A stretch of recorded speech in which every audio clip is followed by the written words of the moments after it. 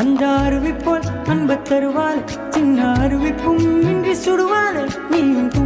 தும்மிடி ஆயுசு நூறாக என் உயிர் உன்னோடு பத்திர சொத்தாக என் பார்வை உன்னோடு உன் பொம்மை கண்ணோடு பேசாமல் விண்ணோடு நாம் இதந்து போவோம் காதோரம் அடியா